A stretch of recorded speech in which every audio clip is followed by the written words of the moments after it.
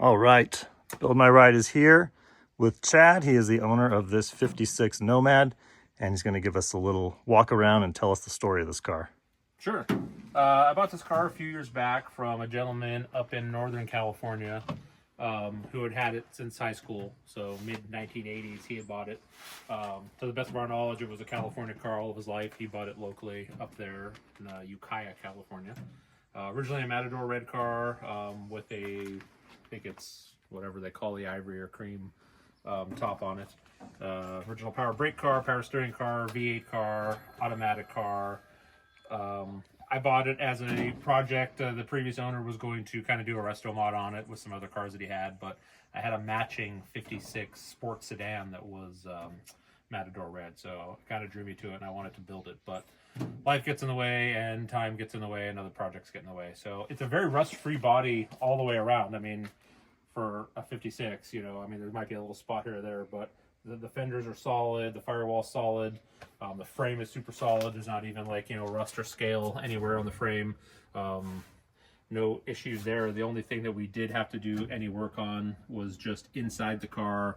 The floor pans had some minor pinholes, but they were kind of spread throughout to the point that I think like back here there are a couple and a couple over there. So instead of just doing patches, we put a front floor pan in.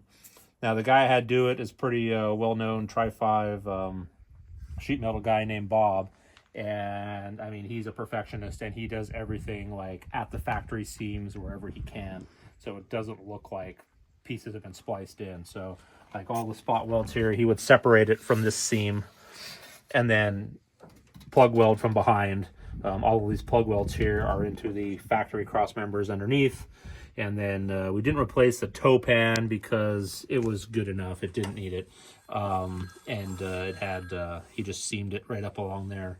And then he seamed it right nicely in the back, right along these edges here. So the under the seat floor pan was still good. There are not any rust holes anywhere in that. And same with the cargo area, including the original spare tire well it has zero rust in it. And so really kind of back here, body work and metal work, like, you know, metalwork wise, this thing is pretty done. The only rust that we were ever able to find anywhere was just on this corner right here. You know, it's small. You could grind it out and just zap a couple welds in there and I think you'd be all right. There's nothing anywhere else in the roof. These things typically rust real bad along the channels here, and this one doesn't. It's all primered. He primered it many years ago, getting prepped for paint that he just never got around to. He ended up getting a divorce and realized he just couldn't keep the car. So there's really no surprises in here. I have pictures of the car from the 80s when it was in its original paint, and that's what's under here. So it hasn't been painted multiple times. Under the primer is the original Matador Red paint. So bottoms of the quarters, everything are all, I mean, they're nice. All the seams underneath on the rockers, the lips of the doors, there's no rust really anywhere in those at all. The front clip is held on by a couple bolts. It was off because he was getting ready to kind of do paint and stuff, so it's really just bolted back on. But a ton of extra parts. I have, I believe, every piece of trim for the car that's not currently on it. I have, and there's probably multiples of.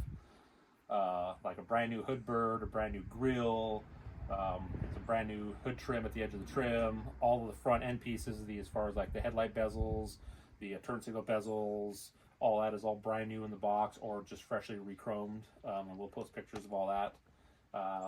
The glass is all there, even though these currently aren't in the car. I do have the glass pieces over there, and the curved ones here, they're good. There's a little bit of delamination around the edges, kind of common for these, but not bad. These are currently just sitting in here. They're not fully bolted in. I do have all the little bracket kits and all that to put it together. It's a roller. There's no engine or transmission, so you can kind of pick whatever you want.